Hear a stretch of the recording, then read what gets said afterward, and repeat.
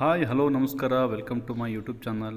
ಸ್ನೇಹಿತರೆ, ಇವತ್ತಿನ ವಿಡಿಯೋದಲ್ಲಿ NMMS national means cum merit scholarship 8ನೇ ತರಗತಿಯ ವಿದ್ಯಾರ್ಥಿಗಳಿಗೆ ಸಿಗುವಂಥ ಒಂದು ಸ್ಕಾಲರ್ಶಿಪ್ಗೆ ಅಪ್ಲಿಕೇಶನನ್ನು ಹಾಕುವಂಥದ್ದು ಹೇಗೆ ಅನ್ನುವಂಥದ್ದನ್ನು ಈ ವಿಡಿಯೋದಲ್ಲಿ ಸಂಪೂರ್ಣ ಮಾಹಿತಿಯೊಂದಿಗೆ ನಿಮಗೆ ತೋರಿಸ್ಕೊಡ್ತಾ ಇದ್ದೀನಿ. ಸ್ನೇಹಿತರೆ, ನೀವಿನ್ನೂ ನನ್ನ ಚಾನಲ್ಗೆ ಹೊಸಬರಾಗಿದ್ದರೆ ಪಕ್ಕದಲ್ಲಿ ಕಾಣ್ತಾ ಇರುವಂಥ ಸಬ್ಸ್ಕ್ರೈಬ್ ಬಟನ್ ಮೇಲೆ ಕ್ಲಿಕ್ ಮಾಡಿ ಸಬ್ಸ್ಕ್ರೈಬ್ ಆಗಿ, ಹಾಗೆ ಪಕ್ಕದಲ್ಲಿ ಕಾಣ್ತಾ ಇರುವಂಥ ಬೆಲ್ ಐಕನ್ ಮೇಲೆ ಕ್ಲಿಕ್ ಮಾಡಿ ಆಲ್ ಬೆಲ್ ಮೇಲೆ ಕ್ಲಿಕ್ ಮಾಡಿ ಮುಂಬರುವ ನನ್ನ ಎಲ್ಲ ವಿಡಿಯೋದ ನೋಟಿಫಿಕೇಷನನ್ನು ಪಡೆಯಿರಿ. ಹಾಗಾದರೆ ಬನ್ನಿ ವಿಡಿಯೋ ಸ್ಟಾರ್ಟ್ ಮಾಡೋಣ. NMMSಗೆ ಹೇಗೆ ಅಪ್ಲಿಕೇಶನನ್ನು ಸಲ್ಲಿಸುವುದು ಅಂತ ಸಂಪೂರ್ಣ ಮಾಹಿತಿಯೊಂದಿಗೆ ನಿಮಗೆ ತೋರಿಸ್ಕೊಡ್ತಾ ಇದ್ದೀನಿ. ಓಕೆ, ಬನ್ನಿ ಹಾಗಾದರೆ ವಿಡಿಯೋ ಸ್ಟಾರ್ಟ್ ಮಾಡೋಣ. ಮೊದಲನೇದಾಗಿ ಅಪ್ಲಿಕೇಶನ್ ಸಲ್ಲಿಸುವ ಮೊದಲು ನಾವು ರೆಡಿ ಇಟ್ಕೊಳ್ಬೇಕಾಗಿರುವಂಥ ಡಾಕ್ಯುಮೆಂಟ್ಸ್ಗಳು ಯಾವ್ಯಾವು ಅನ್ನುವಂಥದ್ದನ್ನು ನಾವೊಮ್ಮೆ ನೋಟ್ ಮಾಡ್ಕೊತ ಹೋಗಬೇಕಾಗತ್ತೆ. ಮಗುವಿನ STS ನಂಬರ್ ಇರಬೇಕಾಗತ್ತೆ ನಮ್ಮ ಹತ್ರ. ಮಗುವಿನ ಬ್ಯಾಂಕ್ ಪಾಸ್ಬುಕ್ ಒಂದು ಜೆರಾಕ್ಸ್ ಪ್ರತಿ ಇರಬೇಕು, ಅಂದರೆ ಬ್ಯಾಂಕ್ ಪಾಸ್ಬುಕ್ ನಂಬರ್ ಬೇಕಾಗಿರುತ್ತೆ. ಜೊತೆಗೆ ಅವರ ಜಾತಿ ಮತ್ತು ಆದಾಯದ ಒಂದು ಪ್ರತಿ ಇರಬೇಕು. ಅಲ್ಲಿ RD ನಂಬರ್ ಜೊತೆಗೆ ಅದರ ಡೇಟ್ ಇರಬೇಕಾಗತ್ತೆ. ಆಮೇಲೆ ಅವರ ತಂದೆ ತಾಯಿಯ ಹೆಸರು, ಅವರ ವಿಳಾಸ, ಅವರ ಕ್ವಾಲಿಫಿಕೇಷನ್ ಮತ್ತು ಉದ್ಯೋಗ, ಮತ್ತು ಮಗುವಿನ ಫೋನ್ ನಂಬರ್. ಅದರ ಜೊತೆಗೆ ನಿಮ್ಮ ಶಾಲೆಯ ಮುಖ್ಯೋಪಾಧ್ಯಾಯರ ಫೋನ್ ನಂಬರ್ ಕೂಡ ಅವಶ್ಯಕತೆ ಇರುತ್ತೆ. ಇಷ್ಟೊಂದು ಮಾಹಿತಿಯನ್ನು ನಾವು ಅಪ್ಲಿಕೇಶನ್ ಹಾಕೋ ಮುನ್ನ ರೆಡಿ ಇಟ್ಕೋಬೇಕಾಗತ್ತೆ. ಮತ್ತು ಜೊತೆಗೆ ನಿಮ್ಮ ಲಾಗಿನ್ ಪಾಸ್ವರ್ಡ್ ಮತ್ತು ಲಾಗಿನ್ ID ಇದು ನಿಮ್ಮ ಮುಖ್ಯೋಪಾಧ್ಯಾಯರಿಂದ ಅಥವಾ ಮುಖ್ಯೋಪಾಧ್ಯಾಯರೇ ಹಾಕ್ತಾಯಿದ್ದಾರಾದರೆ ಅದನ್ನು ನಿಮ್ಮ ಮುಂದೆ ರೆಡಿ ಇಟ್ಕೊಂಡು ನಂತರ ನೀವೇನು ಮಾಡಬೇಕಾಗತ್ತೆ, ಅಪ್ಲಿಕೇಶನನ್ನು ಹಾಕಲಿಕ್ಕೆ ಸ್ಟಾರ್ಟ್ ಮಾಡಬೇಕಾಗತ್ತೆ. ಓಕೆ ಸ್ನೇಹಿತರೆ, ಇದನ್ನು ನೀವು ನಿಮ್ಮ ಮೊಬೈಲಲ್ಲಿ ಕೂಡ ಅಪ್ಲಿಕೇಶನ್ ಹಾಕಲಿಕ್ಕೆ ಸಾಧ್ಯ ಇದೆ. ನಾನಿಲ್ಲಿ ಮೊಬೈಲಲ್ಲೇ ಹಾಕಿರೋದನ್ನು ನಿಮಗೆ ತೋರಿಸ್ತಾ ಇದ್ದೀನಿ. ಬನ್ನಿ ಹಾಗಾದರೆ ಹಂತ ಹಂತವಾಗಿ ಹೇಗೆ ಅಪ್ಲಿಕೇಶನನ್ನು ಸಲ್ಲಿಸೋದು ಅಂತ ನೋಡ್ತಾ ಹೋಗೋಣ.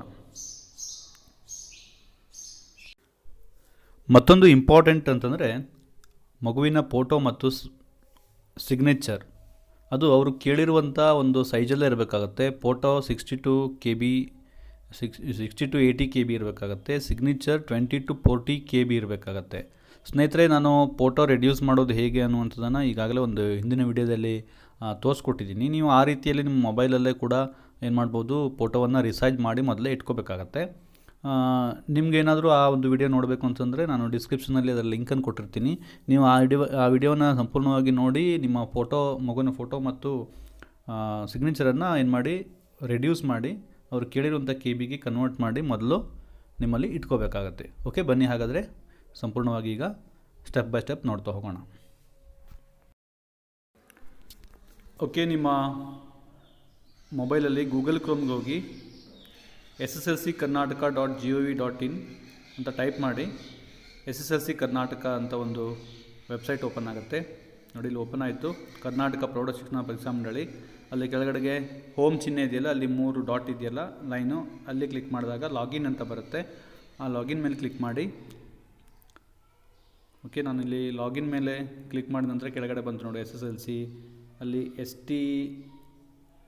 NMMS ಅಂತಿದೆಯಲ್ಲ, ಅಲ್ಲಿ ಕ್ಲಿಕ್ ಮಾಡಿದ್ದೀನಿ. ಅಲ್ಲಿ ಕ್ಲಿಕ್ ಮಾಡಿದಾಗ ಈ ಒಂದು ಪೇಜ್ ಓಪನ್ ಆಗುತ್ತೆ. NTSC ಮತ್ತು NMMS. ಇಲ್ಲಿ ನೀವು ಇದ್ರ ಬಗ್ಗೆ ಸರ್ಕ್ಯುಲರ್ ಬೇಕಂದರೆ, ಇದ್ರದ್ದು ಅಪ್ಲಿಕೇಶನ್ ಹಾಕೋದು ಫ್ಲೋ ಚಾರ್ಟ್ ಬೇಕು ಅಂತಂದರೆ ಇದು ಯಾವುದನ್ನು ಬೇಕಾದ್ರೂ ನೀವು ಇಲ್ಲಿ ಡೌನ್ಲೋಡ್ ಮಾಡ್ಕೋಬೋದು. ಜೊತೆಗೆ ಕೆಳಗಡೆ ಒಂದು ಉದ್ದ ಲೈನಲ್ಲಿ ಇದೆಯಲ್ಲ, ಕ್ಲಿಕ್ ಹಿಯರ್ ಟು ಅಪ್ಲೈ ಅಂತಿದೆಯಲ್ಲ, ಅಲ್ಲಿ ಕ್ಲಿಕ್ ಮಾಡಬೇಕು.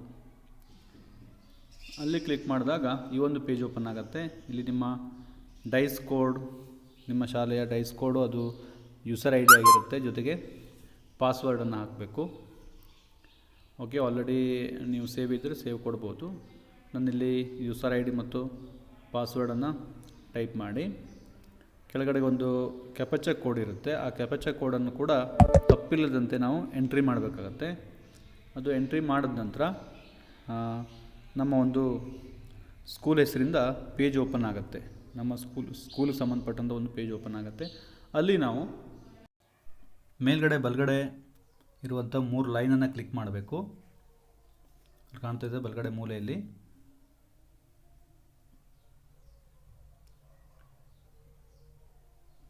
ಓಕೆ, ಈ 3 ಲೈನ್ ಕ್ಲಿಕ್ ಮಾಡಿದಾಗ ನೋಡಿ NMMS ಅಪ್ಲಿಕೇಶನ್ ಫಾರ್ಮ್ 2021-22 ಇದೆಯಲ್ಲ ಅದ್ರ ಮೇಲೆ ಕ್ಲಿಕ್ ಮಾಡಿ. NMMS ಅಪ್ಲಿಕೇಶನ್ ಫಾರ್ಮ್ ಅಂತ ಇದೆಯಲ್ಲ ಫಸ್ಟ್ ಒನ್, ಅದ್ರ ಮೇಲೆ ಕ್ಲಿಕ್ ಮಾಡಿದಾಗ ಈ ಒಂದು ಪೇಜ್ ಓಪನ್ ಆಗುತ್ತೆ. ಎಂಟರ್ ಸ್ಟೂಡೆಂಟ್ SATS ID ಅಂತಿದೆಯಲ್ಲ, ಅಲ್ಲಿ ಸ್ಟೂಡೆಂಟ್ಸ್ನ SATS ಐಡಿಯನ್ನು ಹಾಕಿದಾಗ ಯಾವ ಹುಡುಗಂದು ಅಪ್ಲಿಕೇಶನ್ ಹಾಕ್ತಾ ಇದ್ವಿ ಅವ್ರದ್ದು SATS ID ಹಾಕಿದಾಗ ಅವ್ರದ್ದು ಮಾಹಿತಿ ಓಪನ್ ಆಗುತ್ತೆ. ನಾವು ಅಲ್ಲಿ ಏನೇನು ಮಾಹಿತಿ ತುಂಬಿದೆ, ಏನೇನು ಇಲ್ಲ ಅದನ್ನು ಮಾತ್ರ ನಾವಿಲ್ಲಿ ಫಿಲ್ ಮಾಡಿದರೆ ಸಾಕಾಗುತ್ತೆ. ಸಂಪೂರ್ಣ ಮಾಹಿತಿ ಹುಡುಗರದ್ದೇನು ನಾವು ಆಲ್ರೆಡಿ ಸ್ಕೂಲಿಂದ ಹಾಕಿರ್ತಾರೆ ಅವೆಲ್ಲ ಇರುತ್ತೆ SATSನಲ್ಲಿ. ಇಲ್ಲಿ ನೋಡಿ ಕ್ಯಾಟಗರಿಯನ್ನು ಚೂಸ್ ಮಾಡಬೇಕಾಗತ್ತೆ. ಕ್ಯಾಟಗರಿ ಚೂಸ್ ಮಾಡಿದ ನಂತರ ಅವ್ರದ್ದು ಇನ್ಕಮ್ ಕೇಳುತ್ತೆ, ಇನ್ಕಮ್ ಸರ್ಟಿಫಿಕೇಟ್ದು ನಂಬರ್ ಕೇಳುತ್ತೆ. RD ನಂಬರ್ ಅಂತ ಇರುತ್ತಲ್ಲ, ಆ RD ನಂಬರನ್ನು ಇಲ್ಲಿ ಟೈಪ್ ಮಾಡಬೇಕಾಗತ್ತೆ.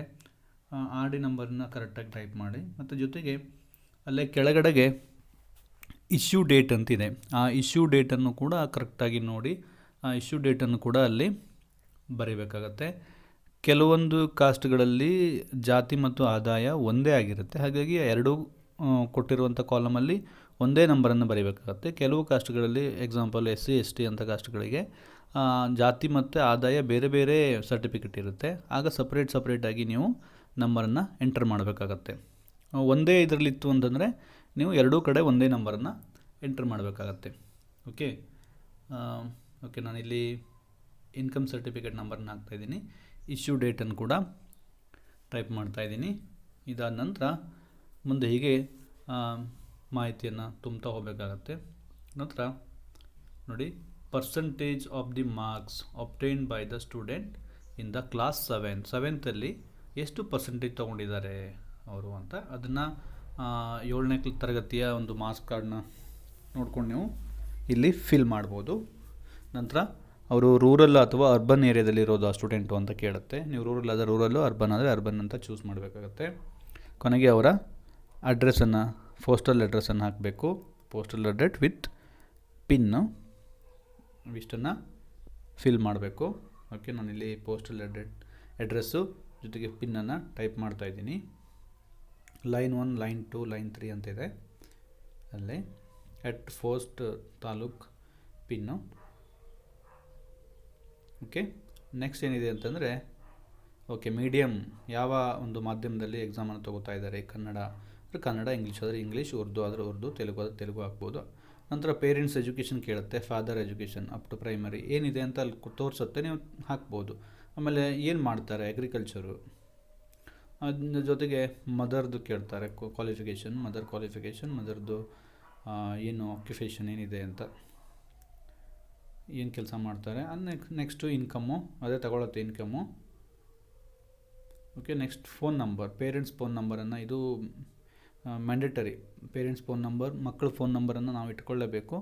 ಅಲ್ಲಿ ಪೇರೆಂಟ್ಸ್ ಫೋನ್ ನಂಬರನ್ನು ಇಲ್ಲಿ ಹಾಕಬೇಕಾಗತ್ತೆ. Okay, next HM phone number ಇರುತ್ತೆ, ನಿಮ್ಮ ಶಾಲೆಯ ಮುಖ್ಯೋಪಾಧ್ಯಾಯರ phone number, email I D ಬೇಕೇ ಬೇಕು ಅಂತಿಲ್ಲ, ಫೋನ್ ನಂಬರ್ ಮಾತ್ರ ಬೇಕೇ ಬೇಕು. ಹೆಡ್ ಮಾಸ್ಟರ್ ಮೊಬೈಲ್ ನಂಬರ್ ಅಂತಿದೆಯಲ್ಲ, ಅಲ್ಲಿ ಹೆಡ್ ಮಾಸ್ಟರ್ದು ಮೊಬೈಲ್ ನಂಬರನ್ನು ಹಾಕಬೇಕಾಗತ್ತೆ.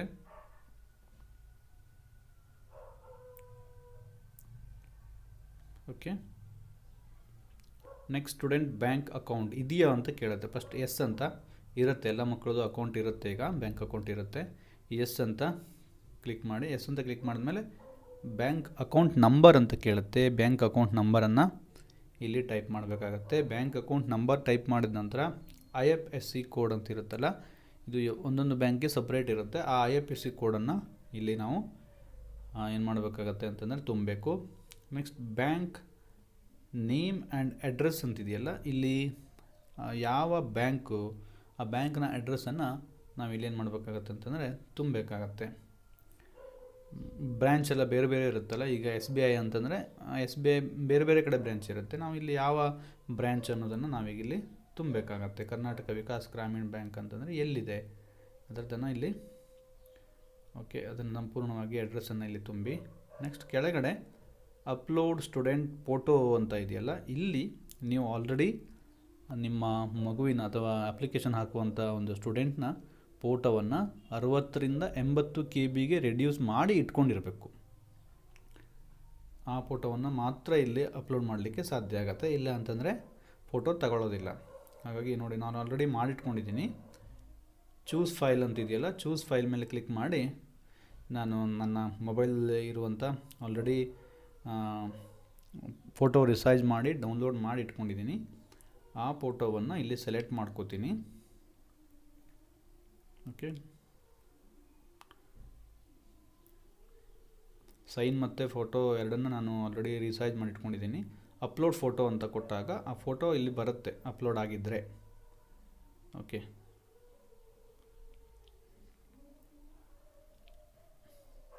ಇಲ್ಲಿ ತೋರಿಸುತ್ತೆ ಫೋಟೋ ಸೈಜ್ ಏನಾಗಿದೆ ಅಂತಂದರೆ, ನಾನು ಸೆಲೆಕ್ಟ್ ಮಾಡಿದ ಫೋಟೋ ಸೈಜು ದೊಡ್ಡದಿದೆ, ಆಗ್ತಾಯಿಲ್ಲ. ಹಾಗಾಗಿ ಅದು ಅಲ್ಲಿ ಫೋಟೋ ಅಪ್ಲೋಡ್ ಆಗಲಿಲ್ಲ. ನಾನು ಬೇರೆ ಫೋಟೋವನ್ನು ಸೆಲೆಕ್ಟ್ ಮಾಡ್ಕೊಂಡಿದ್ದೀನಿ. ಆ ಫೋಟೋ ನೀವು ಒಂದು ಕಡೆ ಕರೆಕ್ಟಾದ ಫೋಲ್ಡರಲ್ಲಿ ರಿಸೈಜ್ ಮಾಡಿದ್ದು ಇಟ್ಕೊಂಡಿದ್ರೆ ಮಾತ್ರ ಆಗತ್ತೆ.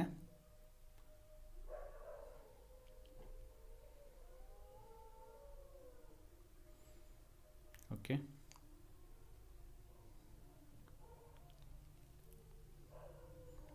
ಇವಾಗಲೂ ಕೂಡ ಆಗಲಿಲ್ಲ ಅಂತಂದರೆ ಅದು ಆ ಫೋಟೋ ರಿಸೈಜ್ ಆಗಿಲ್ಲ ಅಂತಲೇ ಅರ್ಥ. ಈಗ ನಾನು ಸಿಗ್ನೇಚರ್ ಆಯ್ಕೆ ಮಾಡ್ಕೋತೀನಿ. ಸಿಗ್ನೇಚರ್ ಆಗುತ್ತೆ.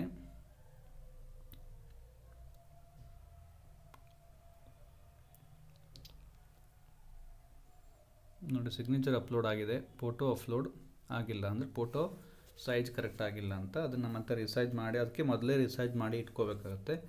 ರಿಸೈಜ್ ಮಾಡಿ ಇಟ್ಕೊಂಡ್ರೆ ಮಾತ್ರ ಫೋಟೋವನ್ನು ಏನು ಮಾಡ್ಬೋದು ಅಂತಂದರೆ ಸುಲಭವಾಗಿ ಅಪ್ಲೋಡ್ ಮಾಡಲಿಕ್ಕೆ ಸಾಧ್ಯ ಆಗುತ್ತೆ. ನಾವು ಪುನಃ ಇಲ್ಲಿ ಮತ್ತೆ ರಿಸೈಜ್ ಮಾಡ್ಕೊಳ್ಳೋ ತನಕ ಏನಾಗ್ಬೋದು, ನಮ್ಮ ವೆಬ್ಸೈಟ್ ಕ್ಲೋಸ್ ಆಗ್ಬೋದು. ಓಕೆ, ನಾನೀಗ ಫೋಟೋವನ್ನು ರಿಸೈಜ್ ಮಾಡ್ಕೊಂಡಿದ್ದೀನಿ. ಈಗ ಫೋಟೋವನ್ನು ಚೂಸ್ ಮಾಡ್ತೀನಿ. ಫೈಲ್ಗೆ ಹೋಗಿ ಡೌನ್ಲೋಡ್ ಫೋಟೋ ಆವಾಗ ಆಗಿರಲಿಲ್ಲವಲ್ಲ, ಆವಾಗ ನಾನು ಮಾಡಿರಲಿಲ್ಲ, ಹೊಸದಾಗಿ ಮಾಡಿ ಆಗ್ತಾಯಿದ್ದೀನಿ. ನೋಡಿ, ಮೇಲ್ಗಡೆನೇ ಇದೆ ಫೋಟೋ. 60 to 80 KB ಇತ್ತು ಅಂತಂದರೆ ಆಟೋಮೆಟಿಕ್ಕಾಗಿ ಅಪ್ಲೋಡ್ ಆಗುತ್ತೆ. ಅಪ್ಲೋಡ್ ಆಯಿತು. ಇಷ್ಟಾದಮೇಲೆ ಅಲ್ಲೊಂದು ಏನಿದೆ ಅಂತಂದರೆ, ನೋಡಿ ಇಲ್ಲಿ ಕ್ಲಿಕ್ ಮಾಡಲಿಕ್ಕಿದೆ. ತುಂಬಿರುವಂಥ ಮಾಹಿತಿ ಎಲ್ಲ ಸರಿ ಇದೆ ಅನ್ನುವಂಥದ್ದು ಎಗ್ರಿ ಕೊಡುವಂಥದ್ದು ಡಿಕ್ಲರೇಷನ್ ಇದೆ. ಡಿಕ್ಲರೇಷನ್ ಕ್ಲಿಕ್ ಮಾಡಿದ ನಂತರ ಸಬ್ಮಿಟ್ ಅಂತ ಕೊಟ್ಟರೆ ಅಪ್ಲಿಕೇಶನ್ ಹಾಕುವ ಒಂದು ಪ್ರೋಸೆಸ್ ಕಂಪ್ಲೀಟ್ ಆಗುತ್ತೆ. ನೋಡಿ, ಇಲ್ಲಿ ಕೇಳುತ್ತೆ KCB ಕರ್ನಾಟಕ ಅಂತಂದು ಸಬ್ಮಿಟ್ ಆಗಿದೆ ಅಪ್ಲಿಕೇಶನ್ ಅಂತ. ಅಲ್ಲೇ ಕೆಳಗೆ ಆಪ್ಷನ್ ಪ್ರಿಂಟ್ ಆಪ್ಷನ್ ಇದೆ. ನಿಮ್ಮ ಕಂಪ್ಯೂಟ್ರಲ್ಲೇ ನೀವು ಕನೆಕ್ಷನ್ ಇತ್ತು ಅಂದರೆ ಪ್ರಿಂಟ್ ತೊಗೋಬೋದು, ಇಲ್ಲ PDF ಡೌನ್ಲೋಡ್ ಕೂಡ ಮಾಡ್ಕೋಬೋದು. ನಾನು ಇಲ್ಲಿ ಪ್ರಿಂಟ್ ಅಂತ ಕೊಟ್ಟರೆ ನಮ್ಮ ಮೊಬೈಲಲ್ಲಿ ಒಂದು PDF ಫೈಲ್ ಅವರ SITS ನಂಬರಲ್ಲಿ ಡೌನ್ಲೋಡ್ ಆಗಿರುತ್ತೆ. ನೋಡಿ ಇಲ್ಲಿ ಫಸ್ಟ್ ಒನ್, ಅದನ್ನು ಓಪನ್ ಮಾಡಿ ಬೇಕಾದರೆ ತೋರಿಸ್ತೀನಿ ನಿಮಗೆ. ಅಪ್ಲಿಕೇಶನ್ ಒಂದು ಹಾಕಿರುವಂಥ ಒಂದು ಪ್ರತಿ ಕೂಡ ನಮಗೆ ಡೌನ್ಲೋಡ್ ಆಗುತ್ತೆ. ಇದನ್ನು ಪ್ರಿಂಟ್ ಹಾಕಿ ಇಟ್ಕೋಬೋದು ಅಥವಾ ಹಾಗೆ ಸಂಗ್ರಹಣೆ ಮಾಡಿ ಇಟ್ಕೊಳ್ಳಿಕ್ಕೂ ಕೂಡ ಸಾಧ್ಯ. ಓಕೆ ಸ್ನೇಹಿತರೆ, ನಾನು ನೀಡಿರುವಂಥ ಮಾಹಿತಿ ನಿಮಗೆ ಸಂಪೂರ್ಣವಾಗಿದೆ ಅಂದ್ಕೊತೀನಿ.